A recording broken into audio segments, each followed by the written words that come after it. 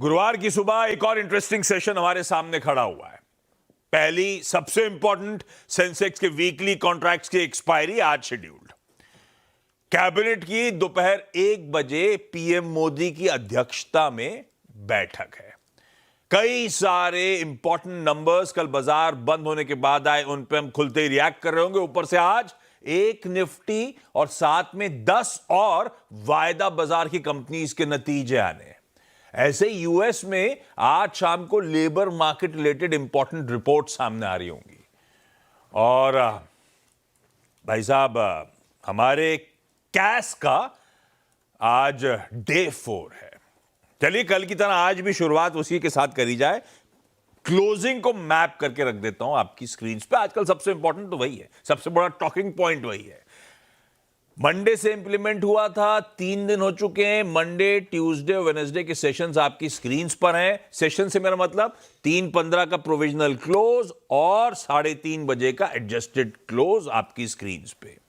भाई साहब, डिफरेंशियल दिन पर दिन 3:15 के क्लोज और कैश एडजस्टेड क्लोज के बीच में रिड्यूस हो रहा है। तो वो आखिरी 1-2 मिनट के जो बार्स बनते हैं वो बार्स अब छोटे हो रहे हैं। पर क्या इसे कैश के ऐसे देखूं कि कैश के जो क्लोजिंग मैकेनिज्म के इश्यूज थे वो आयरन आउट हो रहे हैं?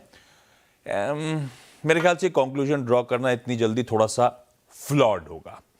वैसे भी कल एक कंसोलिडेशन वाला सेशन था। मतलब कल इनसाइड बार बनाया था, वो लाइएगा, आपने दिखाया था जो बार्स इनसाइड बार बनाया था, यानी कि परसों की रेंज के अंदर वैसे ही सिमटे हुए थे भारतीय बाजार। तो था तो कंसोलिडेशन का दिन, और उसमें भी एक काम करिए, इंट्राडे रखिएगा स्क्रीन पे। इंट्राडे समझाता हूं। शुरुआत में हुआ क्या था, बढ़िया गैप के साथ शुरुआत हुई थी। हमने शुरुआत करी थी तकरीबन शुरुआती ट्रेड में 60 पॉइंट ऊपर था हमारा निफ्टी। पर खैर जैसे जैसे सेशन प्रोग्रेस करा ग्रेजुअली थोड़ा सा दबाव बढ़ता चला गया। अब उसके पीछे मल्टीपल रीजंस होंगे। प्रीवियस डे के कैश के एडजस्टमेंट्स प्ले आउट हो रहे होंगे, ऊपर से पॉलिसी आई थी हमारी, पॉलिसी के बाद की कुछ जनरल प्रॉफिट टेकिंग होगी, या हो सकता है ग्लोबल कंसर्न्स के चलते उस टाइम पे कच्चा तेल थोड़ा सा इंच अप होना शुरू हुआ था, 78 से 81 तक चला गया था। उन सब का रीजंस हो सकते हैं, तो थोड़ा सा कॉशन होगा और इसीलिए दबाव गहराता चला गया।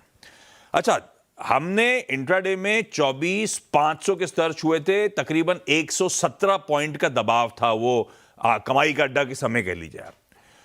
और वहां से फिर 3:15 की क्लोजिंग से पहले ही हमने काफी अच्छा मूव दिखा दिया था। वो 117 पॉइंट नीचे वाला निफ्टी केवल 45 पॉइंट नीचे जाके बंद हुआ था। तो यानी कि 70 पॉइंट्स की रिकवरी जस्ट अहेड ऑफ 3:15 की क्लोजिंग ऑलरेडी आई थी। और उसके बाद रही सही कसर वो पोस्ट एडजस्टमेंट ने कंप्लीट कर दी, तो सारा रिकवरी 117 पॉइंट की बढ़िया तरीके से होती हुई आपकी स्क्रीन पे नजर आई। आज एक और इंपॉर्टेंट टेस्ट है। आज सेंसेक्स के वीकली कॉन्ट्रैक्ट्स की एक्सपायरी का दिन है। लाइए गिफ्ट निफ्टी के संकेत पहले स्क्रीन पे। लार्जली एक फ्लैट ओपनिंग की हम कर रहे हैं तैयारी। खैर हमारे एशियन पीयर्स स्क्रीन पे रखिएगा। मिला जुला सा कामकाज है। कई सारे वो सरदर्द वाले एशियन मार्केट्स, आपका निक्केई, आपका ताइवान, आपका कॉस्पी, हमारी अच्छी बात है, वो सब ठंडे पड़े हुए हैं, अच्छे खासे दबाव के साथ दरअसल ट्रेड कर रहे हैं। जहां तक यूएस की बात है, कल हम जब क्लोज हुए थे तो एक फ्लैट से तकरीबन 1/4% ऊपर थे यूएस के फ्यूचर्स। एक्चुअल सेशन में डाउ तो 0.5% ऊपर था, बाकी दोनों का मामला गड़बड़ा गया, खासतौर पे नैस्डैक का। तो जो डाइजेस्ट किया था उससे बड़ा वैरिड सा। डाउ देखूंगा तो ठीक ठाक सा दिखेगा, बाकी दोनों वेरिएबल्स और खासतौर पे नैस्डैक देखूंगा तो हैंडओवर गड़बड़ाता हुआ तबर अब की पहली प्लेट आपको दिखाएगी। पर काफी सारे इंटरेस्टिंग डेवलपमेंट्स हेडलाइन में लिखे हुए थे प्रोड्यूसर साहब ने कि स्ट्रेट ऑफ हॉर्मुज खुलने की तैयारी हो रही है, डील साइन होने वाली है ईरान और ओमान के बीच में, मतलब चुंगी के साथ शुरू होगी। हो क्या रहा है, मानू कि नहीं मानू, शुरू हो रहा है। यूएस कहां है इस बीच में, कहानी चल क्या रही है, समझ लेते हैं। हॉर्मुज भाई साहब, गुड मॉर्निंग, कैसा मूड है, क्या चल रहा है? गुड मॉर्निंग आशीष। पहले तो ईरान और ओमान की बात कर लेते हैं। जब आपने मुद्दा छेड़ ही दिया है तो पहले तो कल स्टेटमेंट ये आई है कि अग्रीमेंट रीच हो चुका है दोनों के बीच में, और जॉइंट स्टेटमेंट ड्राफ्ट हो रहा है। फाइनल ड्राफ्ट बहुत जल्द सर्कुलेट किया जाएगा और फाइनली जॉइंट स्टेटमेंट जो है वो रिलीज़ किया जाएगा। लेकिन ईरान ने साथ ही साथ ये शर्त भी रखी है कि ये डील तब संभव हो पाएगी जब कोई तीसरी पार्टी इसमें इंटरफियर ना करे। अब तीसरी पार्टी का मतलब वो यूएस से था, पर उन्होंने यूएस का डायरेक्टली नाम नहीं लिया उस चीज़ में। और साथ ही साथ उन्होंने यूएस पे ही इल्ज़ाम लगाया है कि ये यूएस और इजराइल के हमलों की वजह से ही स्ट्रेट ऑफ हॉर्मुज़ को बंद करना पड़ा था, वरना बाकी के हालात तो ठीक ही थे। और साथ ही साथ डोनाल्ड ट्रंप ने भी कल फॉक्स न्यूज़ को दिए हुए अपने इंटरव्यू में कहा कि ये ईरान के हित में ही होगा कि वो हमारे साथ डील कर ले, जैसे कि वो हमेशा से कहते भी आए हैं। और अब उन्होंने 48 घंटों की डेडलाइन दी है कि 48 घंटों में हमें पता चल जाएगा कि ईरान के साथ क्या करना चाहिए। कल अभी भी एक रैली में वो भाषण दे रहे थे जहाँ पर उन्होंने कहा कि तेल की कीमतें बहुत नीचे आ गई है, शायद हमें थोड़ा और उसे ऊपर ले जाना पड़ेगा। पता नहीं क्या कहना चाह रहे थे वो। और साथ ही साथ फिर उन्होंने ये भी कहा है कि जो कल इंटरव्यू वो दे रहे थे कि हमने तो दूसरा विश्व युद्ध से बड़ा अटैक हम प्लान करने वाले थे, सब तैयार था। फिर उन्होंने कहा कि आप ऐसा मत कीजिए। तो मैं चाहता हूँ कि मैं लोगों की जानें ना लूँ, इसलिए मैं हमला नहीं कर रहा हूँ, ये उन्होंने कहा। पीस प्राइस चाहते हैं। तो इस वजह से आज ये तेल की कीमत अभी भी स्थिर है, कोई ऐसा बड़ा गिरावट या बड़ा रिएक्शन देखने नहीं मिल रहा। अब समझौते के डिटेल्स क्या होंगे वो जानना ज़्यादा ज़रूरी होगा। कल मिला जुला सा सेशन ही था वॉल स्ट्रीट पर। डाउ जोन्स भले रिकॉर्ड हाई पर बंद हुआ हो, लेकिन 400 अंक ऊपर से गिरकर बंद हुआ। दो स्टॉक्स थे जिनके बीच में खींचतान चल रही थी कल, एक तो एनवीडिया था और दूसरा एएमडी था। एनवीडिया ने जो है डाउ को जो है ऊपर ले गए, माफ़ कीजिएगा अल्फाबेट था दूसरा जो स्टॉक था। एनवीडिया के शेयर ऊपर इसलिए थे क्योंकि स्पेसएक्स के अर्निंग्स कॉल में इलॉन मस्क ने कहा कि अपना एआई इंफ्रास्ट्रक्चर बनाने के लिए वो एक्सक्लूसिवली सिर्फ एनवीडिया के चिप्स का ही इस्तेमाल करेंगे, जिस वजह से शेयर्स में कल 3.5% की तेज़ी थी। वही दूसरी तरफ अल्फाबेट के शेयर कल 4% गिर गए क्योंकि कल उन्हें ये ऐलान किया उन्होंने कि उनके जो चीफ साइंटिस्ट है जेफ डीन, वो 27 साल बाद कंपनी छोड़कर जा रहे हैं और वो अपनी खुद की कंपनी शुरू करेंगे। तो उस वजह से शेयर्स में जो है दबाव देखने मिला था। एएमडी के शेयर्स इसलिए गिरे क्योंकि पहले तो गाइडेंस तो निराशाजनक थी और फिर जब इलॉन मस्क ने कहा कि एनवीडिया के चिप यूज करेंगे तो उस वजह से नैस्डैक का पेन अपने सरदर्द थे इंडिविजुअल स्टॉक्स की वजह से। हाँ, और प्रॉफिट टेकिंग कह लीजिए, क्योंकि स्पेसएक्स के शेयर भी कल 13% नीचे थे। आज उनका लॉक इन खुल रहा है, $100 बिलियन के शेयर्स का लॉक इन खुलेगा। और सैंडिस्क और वेस्टर्न डिजिटल के नतीजे भी आए जो कि अनुमान से अच्छे थे, लेकिन स्टॉक जो है जो 400-500% चले हैं इस साल, तो उस वजह से मुनाफा वसूली देखने मिली थी एक्सटेंडेड ट्रेडिंग में भी। एडीपी का जो प्राइवेट पेरोल्स का डेटा आया था, 44,000 की बढ़त देखने मिली प्राइवेट पेरोल्स में, जो कि अनुमान से कमज़ोर था और साल की शुरुआत से सबसे कमज़ोर एडिशन ये जुलाई के महीने में देखने मिली। एडीपी का डेटा था। आज जॉबलेस क्लेम्स आएंगे और परसों जो है माफ़ कीजिएगा कल जो है जॉब्स रिपोर्ट आएगी यूएस की, जहां पर 80,000 नौकरियां जुड़ने का अनुमान है, क्योंकि केविन वॉर्श ने भी कहा था jobs market is stable and solid. ये उन्होंने कहा था अपने कमेंट्री में जब वो अपनी फेड की पॉलिसी का ऐलान कर रहे थे। तो इस वजह से बाजार का रुझान इस वक्त मिला जुला है। आज कोई बड़ा ट्रिगर नहीं है जब तक कि अनलेस क्योंकि ईरान और ओमान के बीच में डील जो है वो अनाउंस हो जाए या फिर जो है डोनाल्ड ट्रंप कुछ और कह जाए। डील मतलब ले दे के कितना वसूलेंगे जहाजों के जाने, उस बारे में अब तक कोई क्लैरिटी है नहीं कि टोल लेंगे के बीच में, नहीं चाहता है क्या रूट होगा, कहां से जाएंगे, कौन कंट्रोल करेगा, इस पर ज्यादा बातचीत चल रही है। और कल इस बारे में क्लैरिटी भी आई थी कि ये दोनों ने कहा है हाँ ऐसा हो रहा है, हाँ बातचीत हो रही है हमारी। हाँ, ओके। तो ये सबसे बड़ा वॉच आउट फैक्टर तो यही होगा। कल जॉब रिपोर्ट आएगी, कल देखेंगे, लेकिन आज यही बड़ा फैक्टर। और हमारे लिए इंपॉर्टेंट फिर इस डेवलपमेंट में कच्चा तेल तो वहीं का वहीं है, कोई फिर वहां पे चेंज नहीं। 80.7 पे छोड़ा था, 80.2 पे है, तो उसका ज्यादा फर्क नहीं। खैर, डेवलपमेंट्स पे नजर रहेगी। वीकेंड के लिए कुछ ना कुछ एक्साइटिंग बन ही जाता है तो चलिए इस डेवलपमेंट नजर, यूथ शुरू हो जाएगी वीकेंड। ये भी हो सकता है। खैर, आज भाई कैश का डे 4 है और आज है सेंसेक्स के वीकली कॉन्ट्रैक्ट्स की एक्सपायरी का दिन। तो मेरे को तो ऐसी क्लोजिंग सेशन को लेकर धक धक हो रही है, जैसी मुझे धक धक हो रही है वैसी शायद बीएससी को हो रही है। कल देर रात बीएससी ने भी एडवाइजरी जारी करी है कैश को लेकर। इस एडवाइजरी में उन्होंने लिखा है trading members are encourage to, मतलब इनकरेज करके उन्होंने बुलेटेड पॉइंट्स दिए, जिसमें एक है कि वाइडर पार्टिसिपेशन, सारे क्लाइंट से हमारे कैश सेशन में लाएं, एजुकेट करें अपने क्लाइंट्स को, डीलिंग टीम्स को आज के कैश सेशन के लिए। तो सबको धक धक तो हो रही है भाई साहब। खैर, इस बीच कल मैंने कहा था कंसोलिडेशन का दिन था, तो शायद ये भी रीजन था कि आपकी वॉलेटिलिटी वो आखिरी का बार थोड़ा सा कंट्रोल था। और कल सुबह जब वीरू मेंशन कर रहे थे तो जो बेस 1 रेजिस्टेंस 1 की बात हुई थी, उसी के बीच में सिमटते हुए भारतीय बाजार नजर आए। तो ऐसा लग रहा है थोड़ा सा टाइम स्पेंड करना चाहते हैं इस दायरे में। वीरो, कल की वो दायरा, कल की रेंज बिल्कुल सटीक बैठती हुई, हमारा बेस 1, हमारा R1 आज के लिए। लेकिन एक्सपायरी डे भी है, एक्सपायरी डे तो छोड़िए, जो होगा होगा। 3-15 तक की कहानी कैसी लग रही है? देखिए आशीष, गुड मॉर्निंग। पहले तो देखिए, शुक्रवार तक आशीष हमारे पास एक बहुत स्ट्रांग मोमेंटम था, है ना, और सोमवार को कैसे अगर आप देखें आके एक पॉज दिया। मेरे को लग रहा है कि आप अभी फॉर द टाइम बिंग आशीष, हम थोड़ा सा ग्लोबल मार्केट से डिटैच्ड रहेंगे, थोड़ा सा हट के चलेंगे। अभी तक आई थिंक हम कैश के एडजस्टमेंट्स को पचाने में लगे हुए हैं आशीष। कल हालांकि differential I mean at 315 versus cash adjustments बहुत कम रहा, तर्कसंगत रहा। मुझे एटलीस्ट थोड़ा सा सुकून है। सुकून इस लिहाज से प्रोसेस, और दूसरी बात ये कि आप चार्ट्स को रीड कर पा रहे हैं, आपका प्राइस इतना नहीं भटका कि आप उसको कैच ही ना कर पाए। That's good. बट मोर और लेस अभी बाजार ग्लोबल मार्केट से डिटैच्ड रहेंगे। सेक्टर्स अच्छा कर सकते हैं, बट इट सीम्स दैट कि इंडेक्स इस रेंज में रह के टाइम स्पेंड करना चाहता है। और अगर आप लॉजिकली आप सेल और बाय कर सकते हैं इस विद इन डिफाइंड रेंज, तो ये बाजार इंडेक्स के लिहाज से आपको बिलोंग करता है। अदरवाइज शिफ्ट हो जाइए सेक्टर्स में, क्योंकि आज एक्सपायरी है, फिर यही रेंज रहेगी। पहले आते हैं थोड़ा सा मनी फ्लो की तरफ। एफआईएस के स्टैट्स में जिसमें एक पैनापन था, एक शार्पनेस थी, कैश की buying, index long, index short cover, stock futures में short, put short, call short cover, वो थोड़ा सा हल्का सा मोमेंटम फीका पड़ गया। ये इसका पहला संकेत है। एफआईएस ने कल 943 करोड़ रुपए की सेलिंग करी, डीआईएस ने करीब 2883 करोड़ रुपए का बाय किया। इंडेक्स फ्यूचर्स उन्होंने थर्ड कंसेक्यूटिव सेशन कल बेचा। और इस वीकली कॉन्ट्रैक्ट की जब कमेंसमेंट हुई थी, मतलब सोमवार की, माफ कीजिएगा, not exactly weekly contract, week की शुरू हुई थी, हम खड़े थे 1,50,000 कॉन्ट्रैक्ट पे। अब वो बढ़कर 1,59,000 हो गए हैं, जिसमें से कल करीब 5 से 5,500 कॉन्ट्रैक्ट उन्होंने फर्दर शॉर्ट किए। तो थोड़ा सा अगर आप देखिए, बाजार इस रेंज में टाइम स्पेंड करना चाह रहा है।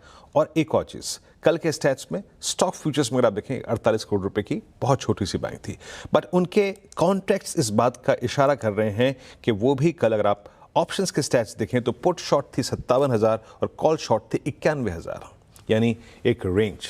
अगर आप कॉल शॉर्ट हैं, पुट शॉर्ट हैं और इंडेक्स में स्लाइटली अगर आप देखिए अपने शॉर्ट्स को ओपन कर रहे हैं, तो ये एक क्लासिकल रेंज बाउंड मार्केट का संकेत है। आपकी स्क्रीन पे आएंगे ऑप्शंस के स्टैट्स। अभी इस अनसर्टेनिटी के फेस को इन दो वीकली कॉल आइटर्स ने ग्रैब करके रखा है, दैट्स 24, 600, 700, 800। बट क्योंकि कैश की एडजस्टमेंट्स बार बार 600 के ऊपर आ रही हैं, तो बड़े कॉल आइटर्स 700 और 800 पे हैं। करीब करीब 1.5 करोड़ का आउटस्टैंडिंग वाई, और करीब करीब आप समझिए 25-400 पे और 500 पे इतने ही पुट राइटर खड़े हैं, लगभग 1 करोड़ के। 25-400 की एक इंपॉर्टेंस है। इस पूरे कंसोलिडेशन के फेस का बेस क्या है? 25-400। क्यों? That's 200 day exponential average. याद रखिएगा, ये पूरी घटना है, कैश के adjustments, excitement and disappointment, it's all happening about 200 day exponential average Nifty के केस में। तो हमारा बड़ा बेस वही रहेगा। लेके आइए RS1 और बेस 1। मैं फिर कहूंगा, अभी एक बड़े डायरेक्शनल स्विंग की एक्सपेक्टेशन हमें नहीं करनी चाहिए as per the stats. During the day क्या होगा मेरे को नहीं मालूम, but as per the stats जब तक RS1 नहीं कट रहा है, दैट 680, 740, आप हाई ट्रैजेक्टरीज पे सेल का ट्रेड पिक कीजिए। बड़ा ब्रेकआउट 740 के ऊपर ही होगा, ये बात बिल्कुल तय है।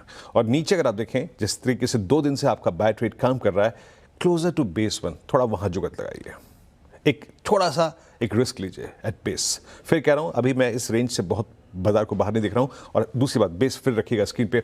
इन एनी केस, जैसे कि मैंने डिफाइन किया आपको, 400 हमारा बेस है, 389 इसका वायलेशन जो है वो हमारे स्ट्रक्चर को बिगाड़ देगा। That is 200 day exponential average. लिखा ये निफ्टी बैंक। निफ्टी बैंक कल भी अगर आप देखें पॉलिसी डे के आशीष, उसी रेंज में रहा। 58,000 का कॉल लेटर गजब अगर आप देखें कन्विक्शन लेके बैठा है, वो निकलने नहीं दे रहा। और जो कल लो रहा, कल की trajectory, that's 10 day, that's 20 day exponential average rising, दोनों एवरेजेस हैं। और 57,500 पे पुट राइटर भी है। तो अभी भी वही रेंज है।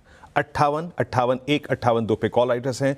डेली वीकली चार्ट्स पे मल्टीपल हर्डल्स हैं। और आपका 57.5, 4, 6 पर पुट राइटर्स हैं, और वहीं पे आपका राइजिंग 10, 20 डे में है। तो ठीक उसी की तरह जो केस मैंने अभी निफ्टी के लिए डिफाइन किया, आपका बेस 1 एक छोटा रिस्क लेने का जोन होगा to buy a trade. Crude आपके फेवर में है, और अभी भी आपको RS1 के जोन में निकलना है। एक बड़ा breakout out of this range वो तभी आएगा जब आप, जरा प्लीज रेजिस्टेंस की प्लेट लेके आइएगा, इसे हटाइएगा, बेस मत रखिएगा, अब तभी आएगा जब आप 58,267 को डिसाइसिवली पार कर देंगे। आशीष। परफेक्ट है। ये है निफ्टी बैंक की आज की स्ट्रैटेजी। दायरा होगा, दायरे को स्मार्टली प्ले करना है। हो सकता है थोड़ा और वक्त बिताता हुआ भारतीय बाजार इन स्तरों के आसपास आपको नजर आए। ऐसे में स्टॉक स्पेसिफिक एक्शन कहां ज्यादा नजर आएगा? चलिए हैदराबाद चला जाए। मंत्री फिनमार्ट के अरुण कुमार मंत्री साहब जुड़ते हुए। भाई साहब गुड मॉर्निंग। आज के प्रिफर्ड पिक्स कौन से? जी गुड मॉर्निंग आशीष जी। आशीष जी, दो स्टॉक्स है, दोनों ही बाई साइड रखे हैं। पहला स्टॉक कल के sector of the day metal से रहेगा। जेएसडब्ल्यू स्टील में एक बड़ा ब्रेकआउट नजर आ रहा है। इनफैक्ट 1300 के ऊपर की क्लोजिंग भी देखने को मिली है। तो जेएसडब्ल्यू स्टील को इंट्राडे के लिए खरीद के चल सकते हैं। 1325 1328 के बीच में खरीदें।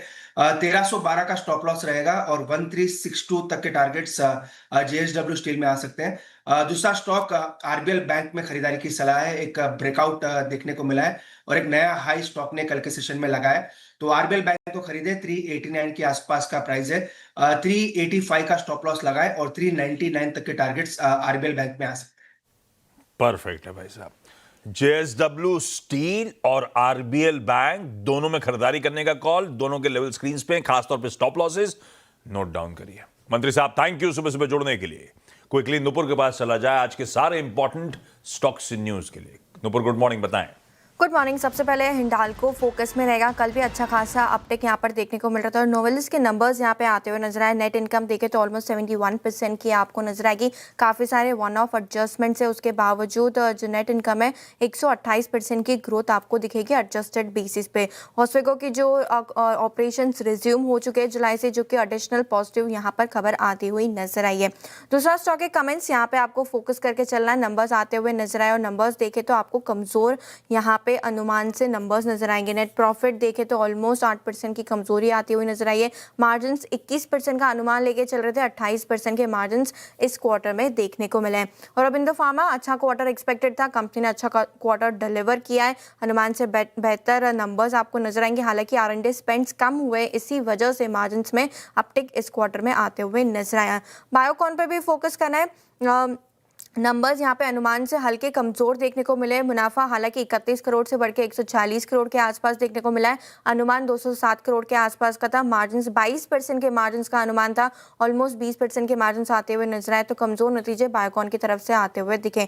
नवीन फ्लोरिन यहाँ पे भी नंबर्स काफी स्ट्रॉन्ग है। रेवेन्यूज ऑलमोस्ट 45% की ग्रोथ आते हुए दिखी है। कामकाजी लेवल पे मुनाफा देखे तो 70% से ज्यादा की ग्रोथ आपको नजर आएगी। 28% के मार्जिन सुधर के 34% के पहुंच गए। मुनाफा भी देखें तो 117 करोड़ से बढ़ के 245 करोड़ के आसपास आपको आते हुए दिखेगा। न्यूलैंड लैब्स पर भी फोकस है। अच्छा खासा क्वार्टर, मार्जिन इंप्रूवमेंट 12% से सुधर के ऑलमोस्ट 35% के इस क्वार्टर में रहे हैं। जेके लक्ष्मी सीमेंट पर भी फोकस करें। नंबर्स मार्जिन के लिहाज से कमजोर नजर आएंगे। ऑपरेटिंग लेवल पर जो प्रॉफिट है 17% की कमजोरी देखने को मिली और मार्जिन भी 18% से गिर के 14% के इस क्वार्टर में रहे।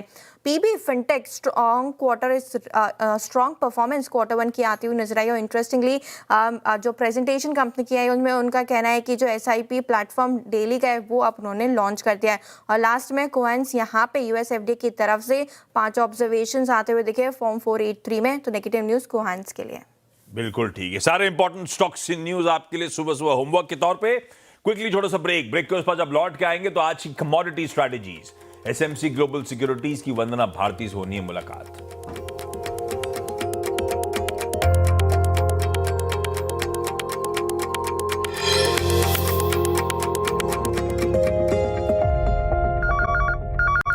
अच्छा, एक अब तक वो नंबर मैंने मेंशन नहीं करा था। निफ्टी का एक नंबर जो आना था वो पावर ग्रिड का नंबर रहा। कल मेरे ख्याल से 10 बजे के आसपास रात में नंबर्स आए। क्विकली बताते तो नंबर्स हैं कैसे आए। 11,500 करोड़ रुपए पे आई, 12,000 करोड़ रुपए प्लस का एक्सपेक्टेशन था, तो आए पे फ्रंट पे एक स्लाइट मिस है। मार्जिन 82.9 पे आए हैं, 81.7 से बढ़ के एक्सपेंशन है। स्ट्रीट एस्टिमेट्स थे 82.4 के, तो स्ट्रीट एस्टिमेट से 50 बेसिस पॉइंट्स मार्जिन्स बेहतर है। तो रेवेन्यू के फ्रंट पे स्लाइट मिस, ऑपरेशनली बेहतर, तो एक मिक्स परफॉर्मेंस पावर ग्रिड की तरफ से आपकी स्क्रीन पे। अब आइए कमोडिटीज। तबर अब की सेकंड प्लेट लेकर आइएगा। बॉन्ड यील्ड जहां छोड़ी थी, डॉलर इंडेक्स जहां छोड़ा था, कच्चा तेल सब वहीं खड़े। पर आप मेटल्स आइए, आप वो प्रेशियस हो, बेस हो, उनमें तेजी है, वो चमक रहे हैं। सोना जहां छोड़ा था उससे बेहतर है। चांदी ऊपर इंचअप कर रहा है। कॉपर रिकॉर्ड उच्चतम स्तरों पे आके खड़ा हुआ है। एल्युमिनियम में अच्छी मजबूती है। ऐसे में वंदना जी बताएंगे आज कमाई कैसे होने वाली है। मैम गुड मॉर्निंग, आज के प्रेफर्ड पिक्स आपके। जी आशीष, गुड मॉर्निंग। और गोल्ड और सिल्वर में ही आज का प्रेफर्ड पिक्स यहाँ पे रहेगा। और मुझे लग रहा है कि प्राइसेस अभी यहाँ पे अब एक अपसाइड टर्न जो है वो ले चुका है, तो सिल्वर में हल्की गिरावट पे यहाँ पे बाई करनी है, वो मिलना चाहिए। 2,25,000 के करीब बाइंग की रिकमेंडेशन रहेगी।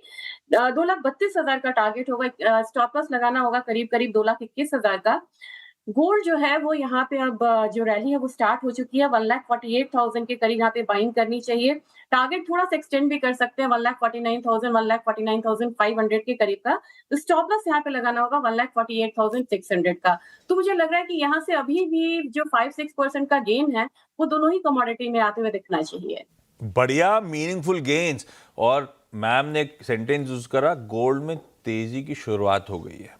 सही पढ़ा ना मैंने? तो मतलब ये पोजिशनली भी शायद बढ़िया ट्रेड बन सकता है, ना सिर्फ आज के लिए, है ना? जी बिल्कुल, perfect. Vandana ma'am thank you. सोने और चांदी दोनों में खरीदारी करने का मन, लेवल स्क्रीन पर है, नोट डाउन कर लीजिए। आज के इवेंट्स कैलेंडर की तरफ उसके बाद बढ़ रहा हूं। गुरुवार का दिन है, सेंसेक्स के वीकली कॉन्ट्रैक्ट्स की एक्सपायरी सामने खड़ी आज। हमारे वो क्लोजिंग ऑक्शन सेशन का आज डे 4 है। कैबिनेट की बैठक है आज दोपहर 1 बजे। क्या हो सकता है? आई एम श्योर आप भी जानते हैं, कुछ देर में लक्ष्मण आपको बता ही देंगे, जहां तक तस्वीर क्लियर कर ही देंगे। नतीजे एक निफ्टी का वो ट्रेंड का है, और ऊपर से हम उस पावर ग्रिड के नंबर पे रिएक्ट कर रहे होंगे। वायदा के 10 हैं भाई साहब।